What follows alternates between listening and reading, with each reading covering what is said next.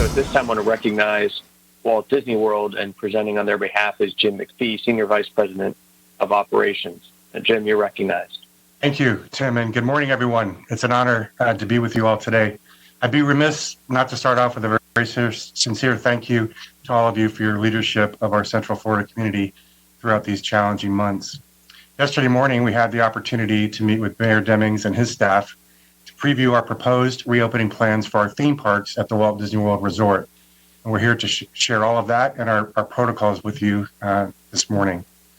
I'll take you through our reopening schedule for the ramp up of our theme parks, our approach to the implementation of our health and safety protocols, and the foundation of these efforts, which are established through our focus on education, communication, and engagement. Let me start off with our opening dates. Our plans call for a phased reopening of our theme parks, beginning with the Magic Kingdom and Disney's Animal Kingdom on Saturday, July 11th. Epcot and Disney's Hollywood Studios will open on Wednesday, July 15th. We believe our reopening proposal for our property reflects a very thoughtful, methodical, and phased approach, and we've incorporated all of the reopening protocols throughout our guest experience and our cast experience. We will deploy a series of soft opening tactics for select audiences several days prior to our July 11th, with cast previews and affinity soft opening preview days. This will reflect a thoughtful ramp up in our attendance strategy and allow us to launch, learn, and adjust along the way. We've also established significant limits on our overall attendance for each park and the locations within, along with many enhancements to our safety protocols. We will be also managing our overall attendance demand through a new theme park reservation system that will require our guests to obtain a reservation for park entry in advance. We'll share more details about this component in the near future. All right, I'd like to now take you through our approach to our health and safety protocols. Our overarching objective is to establish and implement enhanced safety protocols for a responsible reopening of our theme parks. We're focused on 5 distinct safety protocols that, together, will help us achieve this objective. I'll introduce these at a high level, and we will go a bit deeper on the subsequent page. Start on the left, enhanced protective measures. We are implementing increased measures to help reduce the spread of the virus through a layered approach. Examples of these measures include required face coverings for all guests and our cast members, more frequent hand washing stations and hand sanitizer stations, and barriers to facilitate physical distancing. Each of these measures, when aligned and put together, will enhance the safety of our property. From a physical distancing perspective, we are implementing significant reductions in overall capacity, enabling physical distancing throughout the parks. Also, within attractions, retail, and food and beverage locations, we will reduce capacity and implement practices to increase physical distancing. All of these steps will be facilitated by our incredible cast and various physical signage throughout the property, and communicating the needs for this enhanced physical distancing.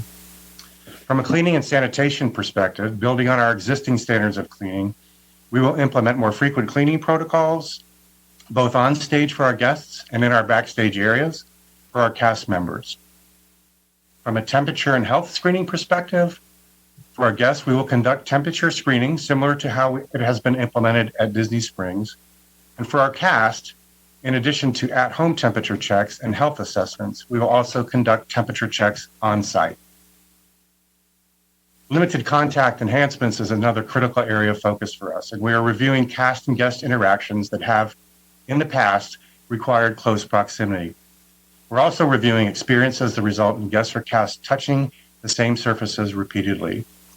We're working to reduce the number of such interactions and experiences to minimize contact points. Examples of these enhancements include increased mobile food ordering options, encouraging cashless transactions, and temporarily pausing character meet and greet and play areas. Key elements that support all of these efforts will be our strong focus on education, communication, and engagement, both with our guests and our cast members. We will train our cast to operate in this new environment and familiarize on each of the tactics that we'll be deploying. I won't cover every bullet point here, but I'll share additional key themes within each, starting with enhanced protective measures. As I mentioned, guest and cast members will be required to wear face coverings. We are deploying increased numerous hand washing and sanitation stations for guests and cast members on stage and backstage, with visual reminders emphasizing frequency and importance. We're also increasing our use of plexiglass barriers at points of sales in retail and food and beverage areas where appropriate distancing cannot be maintained. Physical distancing, we're applying appropriate physical distancing requirements and reminding cast and guests to maintain those distance. I made mention earlier to the fact that in managing our theme park demand, we will implement a pre-arrival theme park reservation system. We will significantly reduce the overall capacity of our parks and the facilities within. This includes reducing capacity on attractions and restaurants and retail stores and on our various modes of transportation, which plays a very important role in connecting our experiences together. We will temporarily suspend parades, fireworks, and other events that create crowds. For our cast, we're making changes in the environment of our back-of-house areas and break rooms, and we have modifications to our facilities to enable physical distancing, whether on lunch or break or traveling to and from various work locations. As I mentioned, with cleaning and sanitation, we have a multi-tiered approach to enhance our cleaning and sanitation with frequent increased cleaning across high-touch, high-location surface areas, on stage and backstage. Again, temperature screening for our guests will be performed at the main entrance arrival points of our theme parks for arriving guests. For our cast members, in addition to at-home temperature checks and health assessments, we will conduct on-site temperature checks as well. Again, on limited contact enhancements, we're also very focused on limiting the number of contacts our guests and cast members must have in the parks. In addition to further leveraging our magic bands for contactless payment, we'll expand our focus on other contactless payment systems. We will also enable and encourage a cashless environment and significantly expand our existing mobile order platform in our restaurants. We are closing several of our higher touch experiences, again, including character meet and greets, high touch areas such as playgrounds and water effects that may draw gatherings that may compromise physical distancing.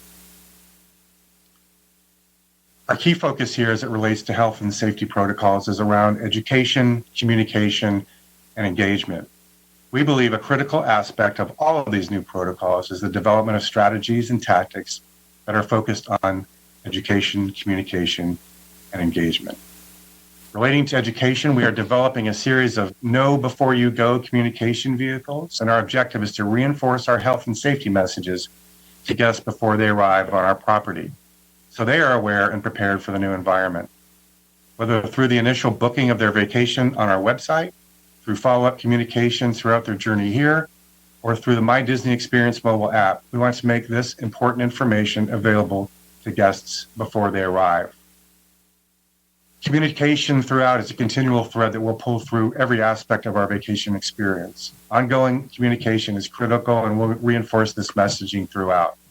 When our guests arrive, they'll be reminded of our safety protocols as they enter our property and at various key points in our parks to reinforce these messages. These protocols will be present and visible throughout our onstage and backstage areas. Engagement is key, and our cast members have always played a key role in the guest experience, and this will be no different when we reopen.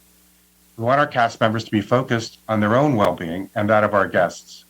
In particular, our cast members will be trained to positively encourage guests to practice the correct behaviors and demonstrate them themselves.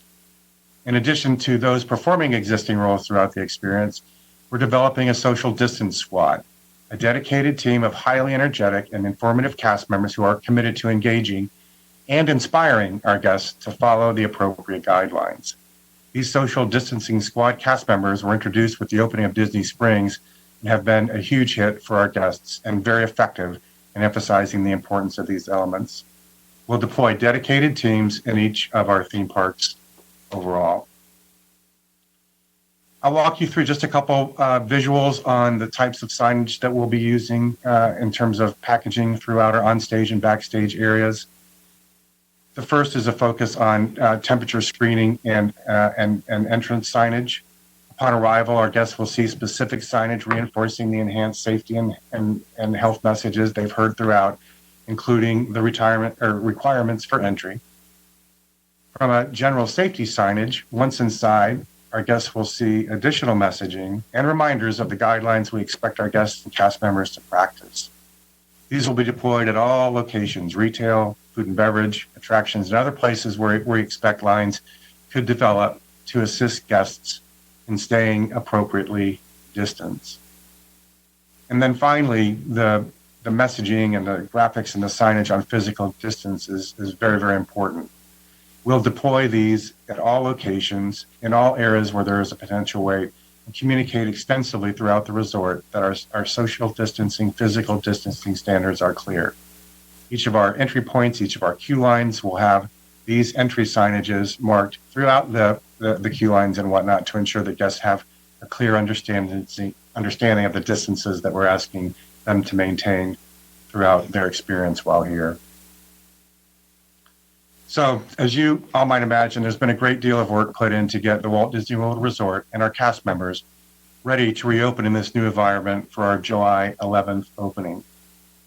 We've rethought many aspects of our operation to help enhance safety and provide a great guest experience. We're now implementing this work and proceeding with training and development so our cast are ready for the road ahead, and soon we will be welcoming our guests back. We believe this thoughtful, methodical, and phased ramp-up strategy for our property is the right path.